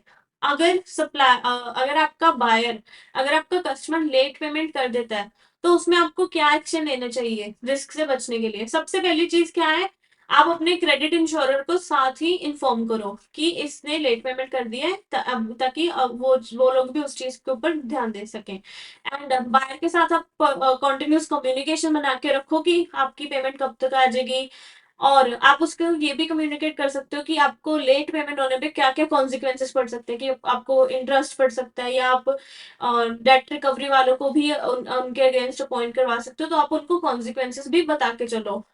आप क्या कर सकते हो लेट पेमेंट से बचने के लिए, अगर आपकी इंटरनल पॉलिसीज एफिशिएंट नहीं आपको लग रही, तो आप एक्सटर्नल डेट रिकवरी वालों को भी, डेट कलेक्टर वालों को भी अपॉइंट कर सकते हो।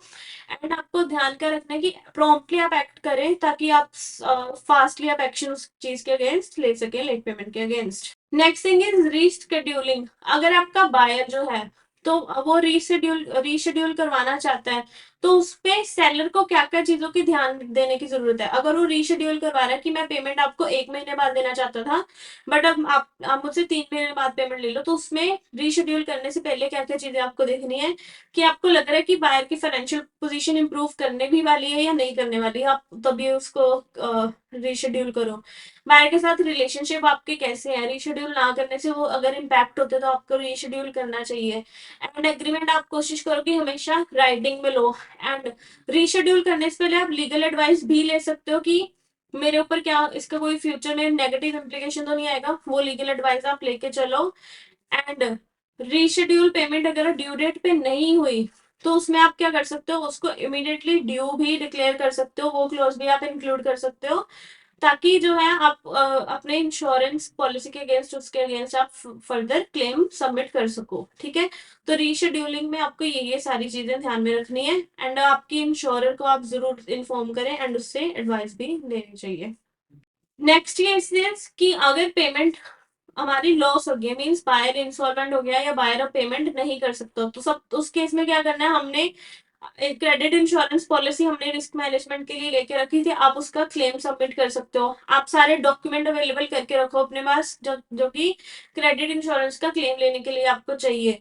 उस पर्सन को फ्यूचर में जो जो चीजें आप भेजने वाले थे वो आप अब रोक सकते हो। एंड अगर कंपनी इंसॉल्वेंट हो गई है, तो आप उसके इंसॉल्वेंसी प्रोफेशनल के पास, जो भी उस पर्सन का इंसॉल्वेंसी प्रोफेशनल अपॉइंट हुआ है, उसके पास जाके अपना डेट रजिस्टर करवा सकते हो, ताकि आपको जितनी भी अमाउंट रिकवर होनी है वो रिकवर हो जाए। तो these are the action that you should take in the case of loss. अगर बिल या चेक या नेगोशिएबल कोई नेगोशिएबल इंस्ट्रूमेंट डिसऑनर हो जाता है, उसमें आपको क्या करना चाहिए, प्रोटेस्ट करना चाहिए। प्रोटेस्ट का हमने डिस्कस करा हुआ है पहले। प्रोटेस्ट क्या होता है कि एक सर्टिफिकेट आपको मिल जाता है that this person has actually dishonoured, and protest करे हुए नेगोशिएबल इंस्ट्रूमेंट को ही आप फर्दर कोर्ट में एक्शन उसके अगेंस्ट ले सकते हो। एंड अगर पहले वाला कुछ उनका इंस्ट्रूमेंट डिसऑनर हो गया, तो आप ये चीज ध्यान रखो कि फ्यूचर की डिलीवरी आप तभी करो जब पिछली पेमेंट आपकी कवर हो सके। नेक्स्ट थिंग इज कि अगर पॉलिटिकल कुछ चेंजेस के कारण आपका कॉन्ट्रैक्ट फ्रस्ट्रेट हो रहा है, आपका कॉन्ट्रैक्ट कैंसिल हो रहा है, तो उस केस में आपको क्या क्या देखना है कि अगर ट्रांसफर, अगर सामने वाली पार्टी कह रही है कि पॉलिटिकल रीजंस के कारण मेरा कॉन्ट्रैक्ट कैंसिल हो रहा है, तो आप, अगर वो कह रहे हैं कि पेमेंट नहीं आपको कर पाएंगे, तो उसमें आप उनसे प्रूफ मांगो कि आपने एक्चुअली में पेमेंट भेजी भी थी या नहीं भेजी थी, ताकि आप फ्यूचर में अपने पास दिखा सको कि इस पर्सन ने मुझे झूठ बोला है। या फिर अगर सामने वाला कह रहा है कि उसका लाइसेंस कैंसिल हो गया, तो आप उसकी डॉक्यूमेंटेशन मांग सकते हो, उससे प्रूफ मांग सकते हो कि आप मुझे दिखाओ कि लाइसेंस आपका कहाँ आपका जो है वो कैंसिल किया गया है। एंड प्रोफेशनल एडवाइस भी आप इस केस में ले सकते हो कि इसमें आप फर्दर क्या एक्शन है। तो ये सारे एक्शन हमने देख लिया कि एडवर्स सिचुएशन में क्या क्या आपको एक्शन लेने चाहिए। Now last topic of this chapter is maritime fraud, जो कि हम पढ़ने वाले हैं। मैरिटाइम फ्रॉड क्या होता है? समुद्र से रिलेटेड फ्रॉड मींस जब भी आप सी के थ्रू डील कर रहे हो, तो दैट इज लैटिन वर्ड होता है एक मैरिटाइम, बस जिससे बना है मैरिटाइम हमारा वर्ड, मींस सी से रिलेटेड। मैरिटाइम फ्रॉड क्या होते हैं कि सी ट्रेड, सी ट्रांजिट के थ्रू होने वाले ट्रेड में आपके साथ जो फ्रॉड होते हैं, इसकी पूरी ट्रांजेक्शन के पार्ट में जो भी फ्रॉड हो सकते हैं उनको बोलते हैं मैरिटाइम फ्रॉड। एंड ये फ्रॉड्स जो है वो अभी काफी ज्यादा बढ़ गए हैं, क्योंकि आजकल क्योंकि इंटरनेशनल ट्रेड काफी ज्यादा डेवलप हो रहा है, तो फ्रॉड्स भी हमारे साथ के साथ उतने ही बढ़ते हैं, because these thing go hand in hand, right. तो मेन चैलेंजेस हमारे क्या क्या हमें फेस करने पड़ते हैं मैरिटाइम फ्रॉड में, कि ग्लोबल नेचर होता है पार्टीज का, एंड उसके कारण हमारे अलग अलग जुरिस्डिक्शन, अलग अलग intermediaries and financial institution involve होते हैं, राइट। एंड उससे क्या होता है कि हमारे को डॉक्यूमेंट्स के ऊपर ज्यादा बिलीव करना पड़ता है rather than actually going and checking कि एक कंपनी एग्जिस्ट करती है इन अ डिफरेंट कंट्री, उस चीज के एविडेंस हमारे पास सिर्फ डॉक्यूमेंट्स होते हैं, या डिलीवरी या हर चीज के एविडेंस हमारे पास सिर्फ डॉक्यूमेंट होते हैं, फिजिकल चेक्स हमारे पास बहुत कम अवेलेबल होते हैं। तो this is a major challenge in maritime fraud. And second is कि जो भी हमारे पास यूनिफॉर्म स्टैंडर्ड गाइडलाइंस हमें दी हुई है, उसमें नो डाउट हमें प्रोटेक्शन दी जाती है, बट फिर भी वो काफी लिमिटेड हो जाती है, हमारे फिर भी काफी एस्पेक्ट ऑफ लॉस हमारे अनकवर्ड रह जाते हैं। तो इस चैप्टर में हम मेनली डिस्कस क्या करने वाले हैं, that is the modus operandi of the maritime fraud, means कि ये चीज वर्क कैसे करती है, हाउ इट फंक्शंस, ये फ्रॉड कैसे करते हैं लोग, एंड उनको अर्ली डिटेक्ट करना है, एंड उनसे प्रोटेक्शन के अर्ली एक्शन लेने के बारे में हम स्टडी करेंगे। तो सबसे पहले हम पढ़ लेते हैं कि मैरिटाइम फ्रॉड होता क्या है। इंटरनेशनल ट्रेड में ये डेफिनेशन जो दी है इंटरनेशनल मैरिटाइम ब्यूरो ने दी है, जो कि आईसीसी ने ही एक ब्यूरो स्टैब्लिश करा था इन 1981। तो how they define maritime fraud is कि इंटरनेशनल ट्रेड में हमारी काफी सारी पार्टीज इन्वॉल्व होती हैं, जैसे कि बायर, सेलर, शिप का ऑनर, चार्टरर, शिप एंड शिप का मास्टर, इंश्योरर, बैंकर, एजेंट, बहुत सारी डिफरेंट पार्टीज इन्वॉल्व होती हैं। एंड मैरिटाइम फ्रॉड कब होता है, जब एक पार्टी, इनमें से कोई भी पार्टी इलीगली दूसरी पार्टी से पैसे ले ले, जबकि उसकी इंटेंशन गुड्स को भेजने की कभी नहीं थी, जबकि उसकी इंटेंशन अपना end of the contract fulfil करने की कभी नहीं थी। तो अगर इस तरह के सिचुएशन करके वो आपसे पैसे ले लेता, that is called maritime fraud. अब डिफरेंट टाइप के मैरिटाइम फ्रॉड क्या हो सकते हैं। सबसे पहले आता है डॉक्यूमेंट्री फ्रॉड। डॉक्यूमेंट्री फ्रॉड क्या है कि आपके डॉक्यूमेंट में कुछ उसने फेकनेस करके या कुछ भी उसमें फेक चीजें करके उसने आपसे पैसे ले लिए। इसमें मेनली कैसे वो करता है कि सेलर जो है वो बैंक को फोर्स्ड डॉक्यूमेंट देता है, मीन्स बायर ने एक्चुअली गुड्स रिसीव नहीं करे, बट सेलर ने साइन बायर के नाम पे करके, बायर के साइन फोर्ज करके बैंकर को डॉक्यूमेंट दे दिए, एंड बैंकर ने उस बेसिस के ऊपर क्या कर दिया, पेमेंट कर दी।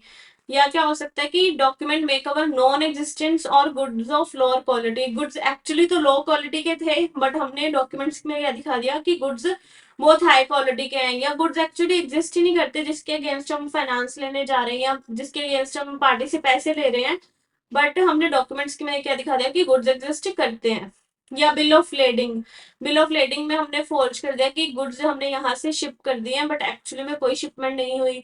या फिर लेटर ऑफ क्रेडिट में हमने साइन कर दिए जबकि सामने वाली पार्टी की तरफ से अभी गुड्स रिसीव ही नहीं हुए थे एंड एक्चुअली हम एलसी के अगेंस्ट पेमेंट नहीं रिसीव कर सकते थे। तो इस तरह से अलग अलग मेथड से डॉक्यूमेंट के अगेंस्ट फ्रॉड किए जा सकते हैं इन मैरिटाइम फ्रॉड। नेक्स्ट होता है charter party fraud. Charter party कौन होता है कि शिप का एक ओनर होता है एंड उससे जो है कॉन्ट्रैक्ट करता है एक चार्टरर जो कि शिप में गुड्स को लेके जाने वाला होता है, राइट। तो नॉर्मली ये चार्टरर क्या करते हैं, ये काफी ज्यादा डॉक्यूमेंट दे के ट्रांसपोर्ट कंपनीज को अपनी शिप क्या करते हैं, शिप अपनी रेंट पे देते हैं या कुछ भी उनके साथ काफी अच्छे से चेकिंग करके एग्रीमेंट करते हैं। लेकिन जब डिप्रेस्ड मार्केट डिप्रेस्ड चल रही है, मार्केट में इतना काम अभी उनके पास नहीं आ रहा, तो उस केस में क्या कर सकते हैं, वो काफी कम प्राइसेस में भी एंड विदाउट चेकिंग क्या कर सकते हैं, अपनी शिप को चार्टर कर देते हैं दूसरों को। एंड चार्टर क्या करते हैं फर्दर उस शिप के अगेंस्ट काफी कम रेट फ्रेट ऑफर करके एग्रीमेंट्स कर लेते हैं जबकि वो एक्चुअली कुछ भी शिप नहीं करने वाले। तो इस तरह के फ्रॉड होते हैं चार्टर्ड पार्टी फ्रॉड जो कि चार्टर करता है against the seller of the goods. Next आ जाते हैं कार्गो थेफ्ट्स। कार्गो थेफ्ट्स क्या हो गया कि आपने शिप भेजी, यहाँ से इंडिया से आपने गुड्स शिप करे यूएसए जाने के लिए, बट रास्ते में उन्होंने क्या करा कि गुड्स को जापान में शिप कर दिया एंड जापान में वहां पे शिप का नाम बदल के गुड्स को सेल कर दिया एंड आप अब आप शिप को कभी ट्रेस भी नहीं कर सकते एंड आपके गुड्स जो है वो आपको बहुत देर बाद पता चलता है कि गुड्स एक्चुअली पहुंची नहीं है। तो इस तरह से आपके रूट में डेविएशन करके गुड्स जो है कहीं और भेज दिए जाते हैं एंड वहां पे सेल कर दिए जाते हैं, that is the cargo thefts. Now the models operandi of maritime transaction हम देख लेते हैं कि क्या क्या मेन तरीकों से ये आपसे फ्रॉड करते हैं। तो ये लोग या तो एडवांस पेमेंट मांगेंगे विद थ्रू एन इंटरमीडियरी जहाँ पे सप्लायर की एक्चुअली नाम डिस्क्लोज नहीं करेंगे, ठीक है। उससे क्या होगा कि आपको पता ही नहीं आपने पैसे किस पर्सन को दिए एंड एडवांस पेमेंट आप उनको कर देते हो। या हो सकता है कि बहुत ही कम प्राइसेस में ऑफर कर दें एंड एक्चुअली में उस मार्केट में इतना प्राइस अभी कम चलता भी नहीं है, ठीक है। कम प्राइसेस ऑफर करके आपके साथ फ्रॉड हो सकता है, आपको गुड्स घटिया भेज सकते हैं। या अचानक से आप एक पार्टी के साथ काफी टाइम से डील कर रहे हो बट अभी उन्होंने क्या कर दिया, पेमेंट की कंडीशन बदल दी। या फिर आपके साथ फेक नेम्स में वो डील कर दे सकते हैं या आपको प्रेशराइज करें कि आप जल्दी जल्दी कॉन्ट्रैक्ट को एक्सेप्ट करो। या फिर डिफरेंट पार्टी के थ्रू अब आपको कह रहे हैं कि आप उसके थ्रू मुझे पेमेंट करो, ठीक है। अनदर मेथड क्या हो सकता है कि आपको इनअप्रोप्रिएट चार्टर पार्टी बिल दिए जा रहे हैं जबकि वहां पे चाहिए भी नहीं बिल्स, फिर भी आपको कहा जा रहा है कि मुझे चार्टर पार्टी बिल्स रिक्वायर्ड है। फॉल्स सर्टिफिकेट दे दिए या बिल आपको दे दिया बट एक्चुअली कार्गो आपको लोड ही नहीं हुआ, बिल ऑफ लेडिंग आपको फेक दे दिया उन्होंने। अब इससे बचने के लिए आप क्या क्या कर सकते हो, सबसे पहले जब भी न्यू पार्टी के साथ डील करो तो अच्छे से अपनी ड्यू डिलिजेंस करो, उसके बारे में चेक करो, आप एजेंसीज की हेल्प ले सकते हो। अपनी इन्वेस्टिगेशन तो करो ही बट क्रेडिट इन्फॉर्मेशन एजेंसीज की भी इन्फॉर्मेशन यूज करो ताकि आपके पास रिलायबल डाटा हो। एंड जब भी गुड्स की शिपमेंट करो तो आप जो भी एक बढ़िया जो कि फेमस शिपिंग कंपनीज है कोशिश करो आप उन्हीं के साथ डील करो ताकि वहां पे एक ट्रस्ट स्टैब्लिश्ड रहे। एंड गुड्स की इंस्पेक्शन के लिए आप एक इंडिपेंडेंट पार्टी को हायर कर सकते हो जो कि एक्चुअली आपको इंस्पेक्ट करके बताए कि गुड्स एक्चुअली जा चुके हैं या गुड्स वहां पे पहुंच चुके हैं या नहीं पहुंच चुके।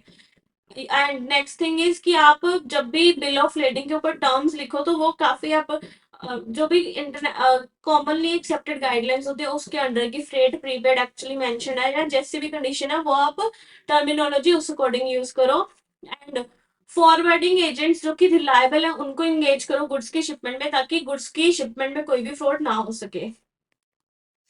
नेक्स्ट थिंग इज कि आप आईसीसी के चैनल्स का यूज कर सकते हो, उनके लोकल चैम्बर्स को यूज कर सकते हो सेलर्स के बारे में इंफॉर्मेशन लेने के लिए, इंडिपेंडेंट सर्विस करवा सकते हो या इंटरनेशनल मरीन ब्यूरो जो कि स्पेसिफिकली मेरीटाइम फ्रॉड्स के अगेंस्ट आपको बचाने के लिए ही स्टैब्लिश किया गया है, उसके आप उस हेल्प ले सकते हो in dealing with these frauds.